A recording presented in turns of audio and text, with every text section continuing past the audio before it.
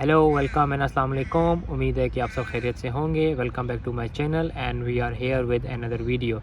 आज की जो वीडियो है ये बेसिकली लिंक्ड है मेरी लास्ट वीडियो के साथ। लास्ट वीडियो में मैंने आप लोगों को डिफरेंट टाइप्स ऑफ जॉब्स के बारे में बताया था जो बीइंग अ स्टूडेंट या एज अ स्टूडेंट आप ऑस्ट्रेलिया में कर सकते हैं अलॉन्ग विद उनके आप कह लें एवरेज या एक्सपेक्टेड पे रेट्स के हिसाब से। सो आज की जो वीडियो है वो इसीलिए उसके साथ लिंक्ड है क्योंकि आज की इस वीडियो में मैं उन सारे क्वेश्चंस के आंसर्स दूंगा या उन सारे सवालात के जवाब दूंगा जो पिछले 1-1.5 महीने में मुझसे पूछे जा रहे हैं। और स्पेशली लास्ट वीडियो के बाद बहुत सारे लोगों ने मुझे पर्सनली मैसेज करके पूछे हैं वो वाले question. So let's begin with the video now. तो जो क्वेश्चंस हैं जो मैं कवर करने लगा हूँ इस वीडियो में 2000 कि मैं कितना कमा सकता हूँ, क्या मैं यूनिवर्सिटी की फ़ीस खुद पे कर सकता हूँ, अगर मैं अपनी पहली सेमेस्टर की फ़ीस पाकिस्तान या इंडिया या अपने होम कंट्री से दे के आऊँ तो क्या मैं सेकंड सेमेस्टर की फ़ीस यहाँ पे आके मैनेज कर सकता हूँ, क्या जो फाइनेंशियल कंस्ट्रेंट है back from home country in terms of कि मैं फाइनेंशियली यूनिवर्सिटी की फ़ी अफोर्ड नहीं कर सकता या मेरे घर वाले मुझे उस तरह throughout the degree fund नहीं कर सकते, तो will that be a financial constraint in regarding to my studies. उसके बाद क्या सेमेस्टर फ्रीज़ कराना is a good legit reason या वो किसी तरह बेनिफिशियल है या उसके क्या प्रोज एंड कॉन्स हैं, और जो फ्रीजिंग सेमेस्टर है उससे मेरे वीज़े के ऊपर क्या इफ़ेक्ट पड़ेगा, और लेटर ऑन जो वीज़ा एक्सटेंशन की बात है उसके क्या प्रोज एंड कॉन्स होंगे या उसका क्या इफ़ेक्ट होगा ओवरऑल मेरे यहाँ के स्टेटस के ऊपर। सो ये वीडियो इसलिए इंपॉर्टेंट है क्योंकि मैं इन सारे जो क्वेश्चंस हैं इनको वन बाय वन एनालाइज करूँगा और अपने पर्सनल ओपिनियन, पर्सनल जजमेंट्स या पर्सनल एक्सपीरियंसेस के अकॉर्डिंगली मैं इन क्वेश्चंस के आंसर दूँगा। सो सबसे पहले हम शुरू करते हैं अपने पहले क्वेश्चन के साथ कि मैं कितना कमा सकता हूँ। इस सवाल का जवाब जो वो टोटली डिपेंड करता है आपकी एफ़र्ट्स के ऊपर। सो अगर मैं आपको बताऊं कि जो सबसे पहली चीज़ कॉमन है वो ये है कि आप कौन सी जॉब कर रहे हैं और आपको कितना उसका पे रेट मिल रहा है, प्लस आपके ऊपर वर्किंग आवर्स लिमिट्स लगी हुई हैं और उसके अलावा आपने उस ड्यूरेशन के अंदर कितना अर्न कर लिया है, प्लस जब आपकी सेमेस्टर ब्रेक आएगी तो आप क्या अपने होम कंट्री जाएंगे, आप जॉब्स करेंगे, आप एफर्ट्स डबल पुट करने के लिए रेडी हैं या नहीं। उसके अलावा फॉर एग्जांपल अगर मैं एक छोटी सी एग्जांपल लूँ, अगर आप एक नॉर्मल वर्क कर रहे हैं जिसका आपका पे रेट है 20 आवर्स, तो during the work hour limit 48 hours की जो लिमिट लगेगी पर फोर्टनाइट, तो अगर आप 20 × 80 करेंगे तो दैट विल बी $960। सो इसका मतलब हुआ कि आप 960 ऑस्ट्रेलियन डॉलर्स कमा रहे हैं एक फोर्टनाइट में। लेकिन अगर आपके पास वर्क आवर लिमिट नहीं है, मेरे बहुत सारे दोस्त थे जब हमारी सेमेस्टर ब्रेक आती थी, सो डेफिनेटली बहुत सारे दोस्त थे या बहुत सारे लोग थे, इवन मैंने खुद भी 12 to 15 आवर्स अ डे काम किया है। तो अगर इसी कैलकुलेशन को हम with no work hour limit calculate करें so that comes out to be 12 से 15 घंटे की मैं रफली एस्टिमेशन करने लगा हूँ। So 14 hours a day into $20, so that comes out to be $280 a day. अगर हम इसको वीक में कन्वर्ट करें so that will be 1960 Australian dollars, और अगर मैं एक महीने की बात करूं so that comes out to be $7,840। इसका मतलब हुआ कि अगर कोई बंदा 14 घंटे काम करता है ड्यूरिंग समर ब्रेक, क्योंकि समर ब्रेक में आपके ऊपर वर्क आवर लिमिट नहीं होती, you are legally allowed to do as much work as you can. या आपके ऊपर होता है कि आप 10 घंटे काम करते हैं, 12 घंटे करते हैं, 14 घंटे काम करते हैं। तो जो कैलकुलेशन मैंने किया है दैट इज़ फॉर 14 आवर्स। इसका मतलब हुआ कि आप ऑलमोस्ट $7,840 ऑस्ट्रेलियन कमा सकते हैं एक महीने में ड्यूरिंग अ समर ब्रेक।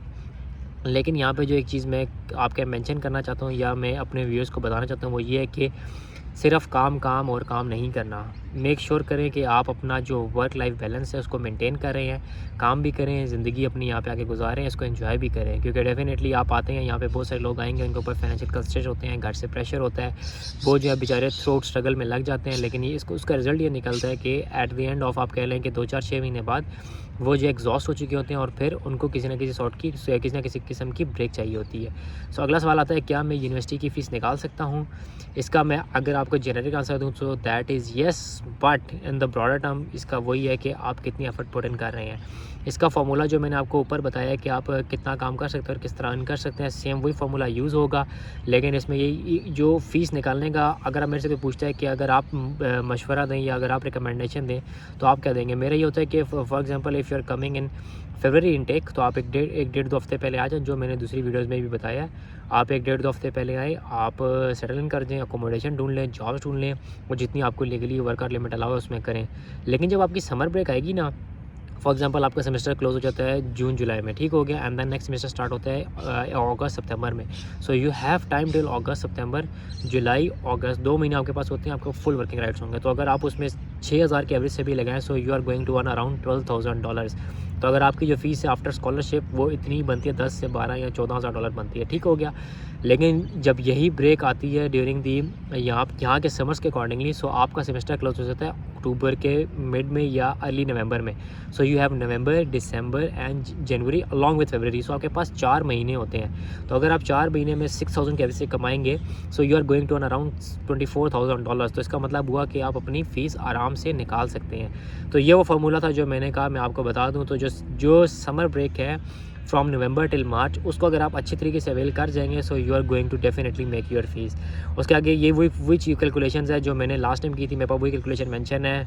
मैं अगर रफली बताऊं तो यही आया था कि आप $7,840 $7,840 अ मंथ आप कमा सकते हैं। देन मूविंग ऑन, इस नेक्स्ट क्वेश्चन में जाने से पहले मैं बताना चाहूँगा कि जो 12 से 14 घंटे की जो मैंने कैलकुलेशन की थी, तो इसका मतलब ये हुआ कि you have to work for more than 1 job. क्योंकि एक जॉब ही होगी if you are not in security, तो सिक्योरिटी में भी 10 से 12 घंटे की रफली आपको शिफ्ट मिलती है। But if you want to earn more, तो आपको उसके अलावा दूसरी जॉब्स करनी पड़ेंगी। सो लोग क्या करते हैं, लोग सिक्योरिटी करते हैं, अलॉन्ग विद दैट लोग ऊबर कर लेंगे, लोग मेन्यू लॉक कर लेंगे, लोग डिलीवरी सर्विस कर लेंगे, लोग पिज़्ज़ा शॉप्स पे जॉब कर लेंगे। So you have to do more than 1 jobs. आगे हम चलते हैं। अगला सवाल है कि अगर मैं अपने पहले सेमेस्टर की फ़ीस दे के आऊँ, सो क्या मैं अपने दूसरे सेमेस्टर की फ़ीस खुद निकाल सकता हूँ? इसका भी वही जवाब है, येस आप कर सकते हैं। लेकिन इसमें जो 1-2 चीज़ें हैं वो ये है कि आपका जो पहला महीना होगा ना, डेफिनेटली आप जब आप ऑस्ट्रेलिया आएंगे, आप अपना होम कंट्री छोड़ के आ रहे होंगे, आप अपना कंफर्ट जोन छोड़ के आ रहे होंगे।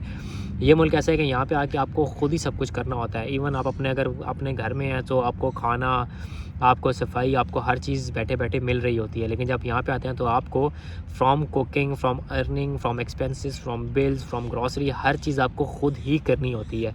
सो स्टार्ट में थोड़ा मुश्किल होगा, लेकिन इंशाल्लाह ताला आप जो है इसको मैनेज कर सकते हैं। इस सवाल के जवाब के लिए मैंने कुछ प्रो टिप्स बनाई थी, मैंने कहा कि मैं वो भी मेंशन करता चलूँ। तो टिप नंबर 1 ये कि जब लोग यहाँ पे आते हैं ना, तो यहाँ पे चीज़ें लेना बहुत आसान है। इन टर्म्स ऑफ कैल इंस्टॉलमेंट्स पर चीज़ मिल रही होती है, तो लोग कहते हैं कि जी मैं अच्छा फ़ोन ले लूँ, मैं अच्छी चीज़ें ले लूँ। तो मेरा मशवरा है कि कट योर एक्सपेंसेस, जितने आप अपने खर्चे कम कर सकते हैं स्टार्ट में इनिशियली, मेक श्योर कि आप अपने खर्चे कम करें।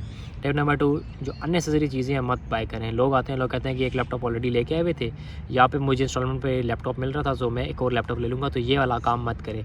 अकोमोडेशन शेयर्ड में रहे। अगर इस टाइम जैसा रेंटल क्राइसिस जा रहा है, सो डेफिनेटली शेयर्ड भी मिल जाए तो बहुत बड़ी बात है। नहीं तो जो रफली आप कह के 1 बेड अपार्टमेंट का जो रेंट जा रहा है क्लोज टू सिटी, वो $1400 से $1500 जा रहा है।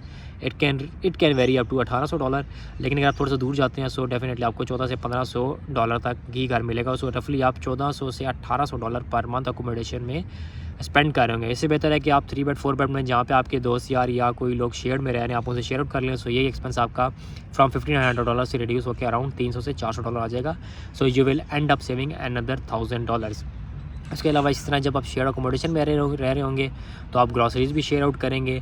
फिर वो जिस तरह मैंने कहा कि यहाँ पे फ़ोन ईजी इंस्टॉलमेंट्स पे होते हैं, don't go for that straight away. एक दफ़ा अपनी इनकम स्टेबल कर लें, अपने आपको सेटल कर लें, उसके बाद आप जो मर्ज़ी फ़ोन लें। उसके अलावा यहाँ पे जो चीज़ें हैं वो बहुत सारी प्लान्स के ऊपर अवेलेबल होती हैं। जिस तरह मैंने आपको बताया कि फ़ोन्स हो गए, लैपटॉप्स हो गए या इंटरनेट से हो गई, तो स्टार्टिंग जो होती है वो आप $70-80 से स्टार्ट करते हैं। फिर आप महीने 2 बाद जाते हैं, आप कहते हैं कि यार मैं एयरपॉड्स भी ले लूँ, मैं एप्पल वॉच भी ले लूँ, मैं सैमसंग के नोट्स भी ले, सैमसंग का नोट भी ले लूँ, मैं आईपैड भी ले लूँ, मैं टैबलेट्स भी ले लूँ। तो ये रियल लाइफ एग्जांपल आपको बता रहा हूँ। स्टार्टिंग फ्रॉम $70 मेरे एक दोस्त की जो मंथली इंस्टॉलमेंट थी, that comes up to $260। So make sure करें कि आप अननेसेसरी चीज़ स्टार्टिंग में ना लें। जब आप सेटल हो जाए, आपकी एक अच्छी जॉब हो, आपका एक हैंडसम इनकम हो, आप बिल्कुल लें। उसके बाद हम चलते हैं, जो लोग हैं वो क्रेडिट कार्ड की तरफ चले जाते हैं, क्रेडिट कार्ड ले लेते हैं, उसको यूटिलाइज़ कर लेते हैं और फिर अपने आप को के उस फाइनेंशियल बर्डन के अंदर जो है वो फंसाते जाते हैं। ये सॉर्ट ऑफ एक कह लेंगे दलदल है जिसमें आप फंसते जाते हैं। तो आपने ये करना है कि कोशिश करनी है कि पहली बात है कि जब तक इनकम स्टेबल ना हो, don't go for credit cards. लेकिन अगर आपने ले लिया है, don't go for over spending. लेकिन क्रेडिट कार्ड्स की एक चीज़ मैं आपको मेंशन कर दूं कि अगर आप क्रेडिट कार्ड ले लेते हैं with a good limit which is $5000 to $6000, जो एक अच्छी लिमिट है स्टार्टिंग में, तो आप उसे अपनी फ़ीस वगैरह पे कर सकते हैं। उससे आपको फ़ायदा ये होगा कि अगर बिलफर्ज आपके पास $5,000 से $6,000 इकट्ठा हो गया है, so you can pay that upfront as a fee, और बाकी $5,000 से $6,000 अपने क्रेडिट कार्ड से पे कर देंगे। तो जो क्रेडिट कार्ड होते हैं जो इंटरेस्ट फ्री होते हैं, लाइक लैटिट्यूड यहाँ पे है, तो उसकी आपको 6 मंथ्स इंटरेस्ट फ्री पेमेंट्स मिलती हैं। तो इसका मतलब ये हुआ कि आपके पास अनदर 6 मंथ्स होंगे ये वाला 6,000 जनरेट करने के लिए। सो लोग इस तरह करते हैं, अपनी फ़ीस वगैरह पे करते हैं। तो ये एक तरीका था कि अगर आप अपनी पहले सेमेस्टर की फ़ीस खुद वहाँ से लेके आए, दूसरे सेमेस्टर की फ़ीस आप किन वेज के थ्रू पे कर सकते हैं। उसके बाद जो अगला सवाल आता है, लोग कहते हैं कि अगर हम अपने होम कंट्री से लोन लेके आए, हमारे पास पैसे नहीं हो रहे, हम लोन लेके आए, वो फ़ीस भी पे करें, तो क्या आके सेकंड सेमेस्टर की फ़ीस निकाल के अलॉन्ग विद लोन पे बैक कर सकते हैं? तो जो पीछे सारी मैंने आपको डिस्कशंस किए, तो डेफिनेटली इसका आंसर वही है। लेकिन इस केस में और उन केसेस में, पुराने वाले में कि मैं अपनी फ़ीस पे कर सकता हूँ, में डिफरेंस ये है कि इसमें आपके ऊपर एक एडिशनल बर्डन ये होता है कि आपने लोगों को लोन पे बैक करना होता है।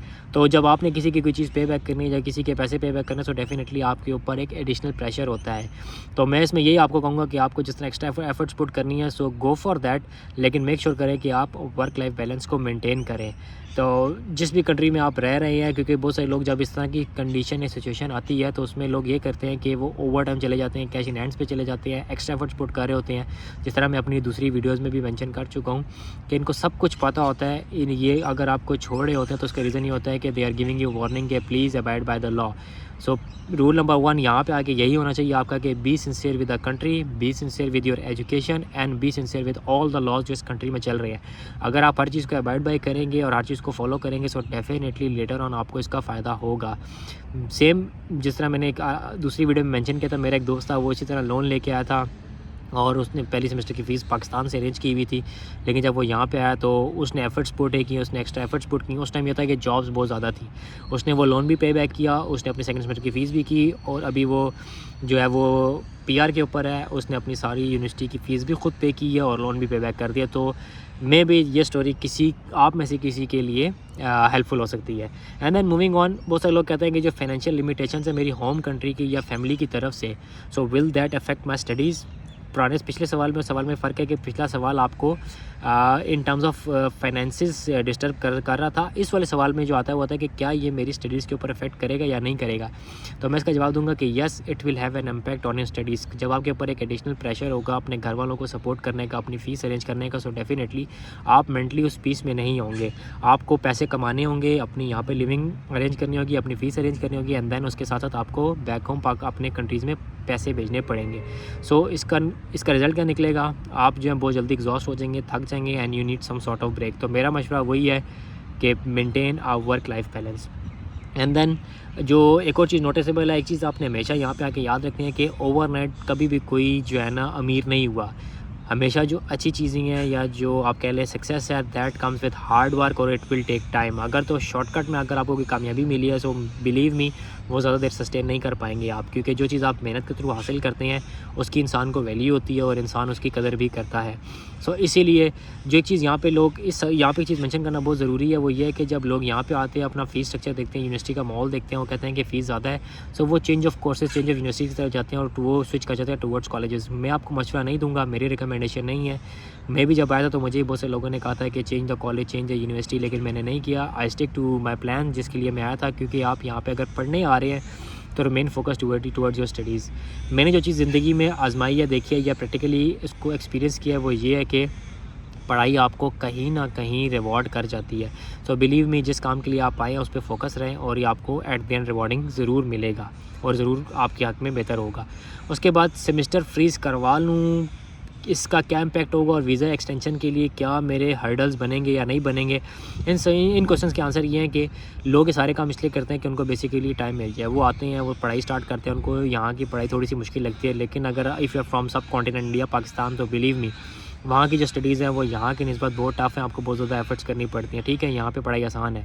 लोग इस फ्रीज ऑफ सेमेस्टर की तरफ, चेंज ऑफ यूनिवर्सिटी की तरफ इसलिए जाते हैं कि वो थोड़ा सा टाइम बोरो कर लें, तो इसका कोई फ़ायदा नहीं है। मेरा ये मशवरा है कि फ्रीजिंग ऑफ सेमेस्टर की तरफ मत जाएँ, क्योंकि इससे होता है कि आपका जो 2 साल का कोर्स है definitely that will convert into 2.5 years. आपका वीज़ा जो ग्रांट होता है वो आपके कोर्स ड्यूरेशन के लिए होता है। सो एट द एंड ऑफ आपके वीज़ा की जब बात आएगी 2 साल का है, तो जो आपके एक्स्ट्रा 6 मंथ्स होंगे उसके लिए आपको अपना लीगल स्टेटस मेंटेन करने के लिए अपना वीज़ा चेंज करवाना पड़ेगा। तो मेरा यही है कि अपना कोर्स वगैरह चेंज मत करें, जिस डिग्री के लिए, जिस पर्पस के लिए आए हैं उसके साथ स्टिक रहें और उसको पूरा करें। और उसके अलावा मैं आपको कुछ चीज़ मेंशन करता जाऊँ, जब आपका लीगल स्टेटस ऑस्ट्रेलिया में ख़त्म होता है, लाइक अगर आपका जब वीज़ा एक्सपायर होता है, so they give you 28 days. 20 days के अंदर आपने कंट्री एग्जिट करना होता है। तो ये वो 28 डेज़ होते हैं जिसमें आपने या तो अपना स्टेटस दोबारा लीगली मेंटेन करना होता है या अपना जो स्टेटस है आपने आपको ऑस्ट्रेलिया से एग्जिट करना होता है। तो ये वो चीज़ें जो बहुत ही नोटिसेबल या बहुत ही आप कह लें कि कंसिडरेबल थी, जो मैंने कहा मैं आपको बता दूं, क्योंकि जब लोग फ्रीज ऑफ सेमेस्टर की तरफ जाते हैं 6 महीने का एक्स्ट्रा से उनको जब at the end of the degree लगाने पड़ते हैं एडिशनल एक सेमेस्टर, उसके लिए उनको वीज़ा स्टेटस भी चेंज करना पड़ता है। तो वो ये चीज़ भूल जाते हैं कि उनको अपना स्टेटस भी यहाँ पे लीगली मेंटेन करना है। ऑल्दो वो स्टूडेंट वीज़ा एक्सटेंशन की तरफ जा रहे होते हैं, लेकिन ये कहीं भी शॉर्ट नहीं है कि आपको स्टूडेंट वीज़ा एक्सटेंशन मिलेगी ही मिलेगी। सो मेक श्योर करें कि आप जिस काम के लिए जिस मकसद के लिए आ रहे हैं उसको फुलफ़िल करें। बाकी वीडियो के एंड में जिस तरह मैंने कहा था मैं आपको कोई प्रो टिप्स बताऊँगा इन सारे टॉपिक्स के ऊपर या लास्ट वीडियो से लिंक्ड, वो यही है कि मेक श्योर करें कि जिस मकसद के लिए आप यहाँ पे हैं कि वो करें। अपनी जो पढ़ाई है वो मेक श्योर करें कि विद गुड ग्रेड्स उसको करें, क्योंकि आपको पढ़ाई कहीं ना कहीं रिवॉर्ड लाजमी देगी। फिर जो चीज़ बहुत कंसिडरेबल है, जब भी हम कमाई की बात करते हैं अलॉन्ग विद द स्टडीज़, तो मेंटेन वर्क लाइफ बैलेंस। ऐसा कमाएं, उतना कमाएं जितनी आपको ज़रूरत है। घर सपोर्ट करना है बिल्कुल कमाएं, बिल्कुल घर भेजें, लेकिन मेक श्योर करें कि आप फ्रीक्वेंट ब्रेक्स ले रहे हैं, फ्रीक्वेंट ट्रिप्स एंड टूर्स पे जा रहे हैं, ताकि आप इस एक ही लाइफ से एग्जॉस्ट मत हो जाएं। उसके अलावा जो स्टूडेंट्स यहाँ पे आते हैं वो आके या तो पैसे कमाने में लग जाती हैं, या तो फिर वो यहाँ पे आके कहते हैं कि हमने डिग्री स्विच करनी है, सिटी स्विच करनी है, या फिर टोटली पीआर के पीछे लग जाते हैं। मेरा ये है कि इस काम में भी अपना बैलेंस मेंटेन करें, पढ़ाई के साथ साथ पीआर के लिए फोकस करें। जितना जल्दी आपको पीआर मिल जाएगी उसके बहुत सारे बेनिफिट्स हैं। हेल्थ बेनिफिट्स अलग हैं, फिर इंश्योरेंस की जो कॉस्ट आप पे करते हैं वो भी आप बचा सकते हैं, तो ये सारी चीज़ आप कर सकते हैं। उसके अलावा जो एक चीज़ है जो लोग यहाँ पे नहीं करते वो ये है कि जब आप आते हैं तो आप सिर्फ और जॉब टारगेट कर रहे हैं। लोग ऊबर कर लेंगे, मेन्यू लॉक कर लेंगे, लोग डोरडैश कर लेंगे, लोग रेस्टोरेंट्स में जॉब कर लेंगे, फिर लोग KFC मैकडॉनल्ड्स में जॉब कर लेंगे, लेकिन लोग अपनी प्रोफेशनल जॉब्स टारगेट नहीं करते। मेरा मशवरा, मेरी रिकमेंडेशन है कि साथ पहले आप प्रोफेशनल जॉब्स के लिए अप्लाई करें। बहुत सारे लोग ये कहेंगे कि we are applying for over a month, लेकिन हमें जवाब नहीं आ रहा। उसका क्या मसला है, क्या उसके रीज़न्स हैं, वो भी मैं आपको बताऊंगा। लेकिन इन शॉर्ट मैं आपको बता दूं कि हम एक रिज्यूमे हर जगह डाल रहे होते हैं और हमने ईजी टू अप्लाई वाला बटन जो है ना, हम उसको इजीली प्रेस कर देते हैं। हमें वो प्रेस नहीं करना, हमें रिज्यूमे को ड्राफ्ट करना होता है हर उस जॉब के अकॉर्डिंगली या JD के अकॉर्डिंगली जो आई होती है। सो इसके ऊपर डेफिनेटली मैं एक और वीडियो आप लोगों को बता दूंगा कि किस तरह जॉब हंट की जाए और किस तरह आप जॉब सर्च कर सकते हैं। जो लास्ट पॉइंट है वो ये है कि मेक श्योर करें जो सर्टिफिकेशंस हैं आप अपनी फील्ड की रेलिवेंट कर लें। जो भी सर्टिफिकेशन आप करें या तो वो closely link to your related occupation होनी चाहिए या आपके अपने डोमेन होनी चाहिए। फॉर एग्जांपल अगर मैं सिविल इंजीनियर हूँ तो जो यहाँ पे सर्टिफिकेशन है, यहाँ पे एक वाइट कार्ड सर्टिफिकेशन होती है दैट अलाउज़ मी या that makes me eligible to work in construction industry. उसके अलावा जो सर्टिफिकेशन है फॉर सिविल इंजीनियर्स वो ये है कि यहाँ पे ट्रैफिक मैनेजमेंट प्लान्स होते हैं। जब भी यहाँ पे कंस्ट्रक्शन या रोड वर्क्स होते हैं तो उनके लिए प्रॉपर प्लान होता है, वहाँ पे लोग होते हैं जो उस ट्रैफिक को मैनेज करते हैं। उसकी भी दो दिन की सर्टिफिकेशन है, आप वो कर लें। तो इस तरह की कुछ सर्टिफिकेशन हैं जो IT वाले लोग हैं उनको अपनी बहुत ज़्यादा सर्टिफिकेशन मिल जाएंगी, इस तरह सिविल वालों को मिल जाएंगी, हेल्थ एंड सेफ्टी वालों को मिल जाएंगी। तो मेक श्योर करें कि पढ़ाई के साथ साथ आप इस सर्टिफिकेशन भी फोकस करें, क्योंकि जब आप अपने आप को अपस्किल रखेंगे और in line with that modern world trend रखेंगे तो डेफिनेटली आपको जो प्रोफेशनल जॉब्स टारगेट करने में आसानी होगी और इंशाल्लाह you will end up securing good jobs।